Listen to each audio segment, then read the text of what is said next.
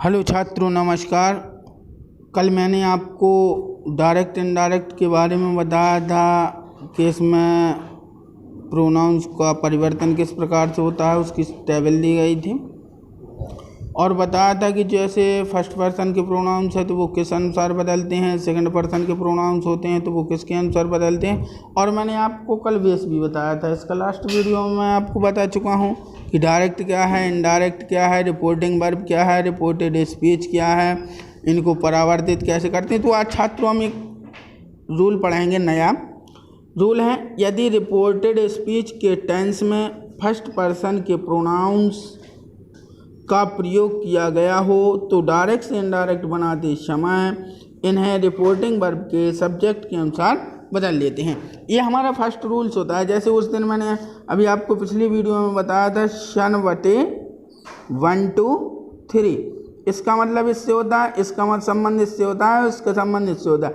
अर्थात जो first person के प्रोनाउंस होते हैं वो रिपोर्टिंग वर्ब के सब्जेक्ट के अनुसार बदलते हैं।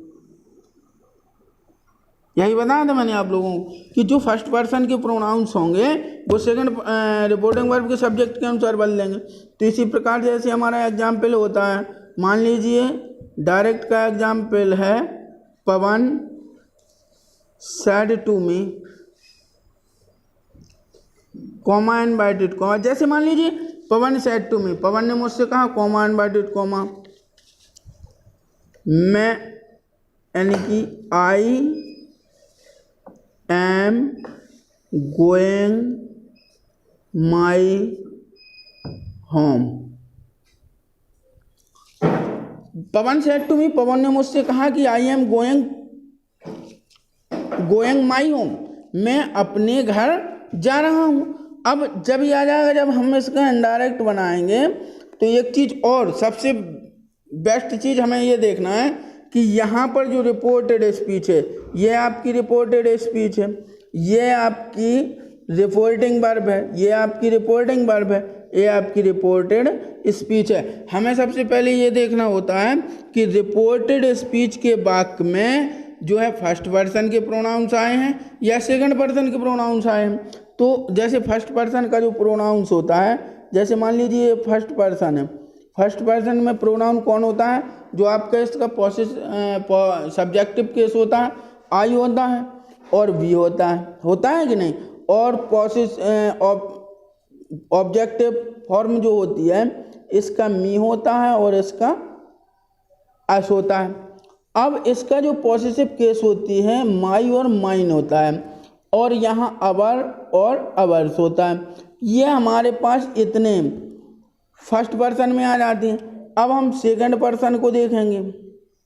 सेकंड पर्सन में आपका होता है यू, योर और योर्स।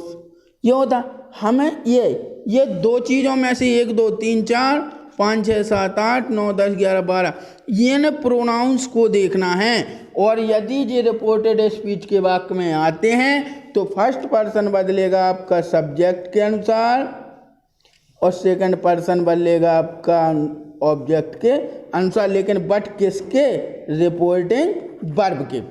तो यहाँ हम देखते हैं कि पवन सेड टू मी, जैसे मान लीजिए मैं एक रूल और बता चुका हूँ आपको पहले कि यदि रिपोर्टिंग वर्ब प्रेजेंट अथवा फ्यूचर टेंस में होती है तो रिपोर्टेड स्पीच के टेंस में परिवर्तन नहीं होता है। लेकिन यदि रिपोर्टेड स्पीच पास्ट टेंस में होती है तो फिर रिपोर्टेड स्पीच के टेंस में ही परिवर्तन हो जाता है।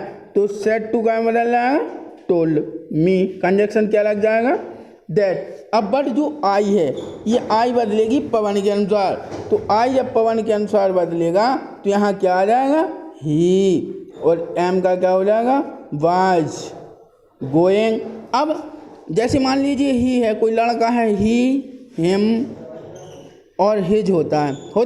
जब ये आई बदलेगा, जिस पर्सन नंबर से बदलती है उसी पर्सन नंबर में आएगा, तो यहाँ आ जाएगा ही।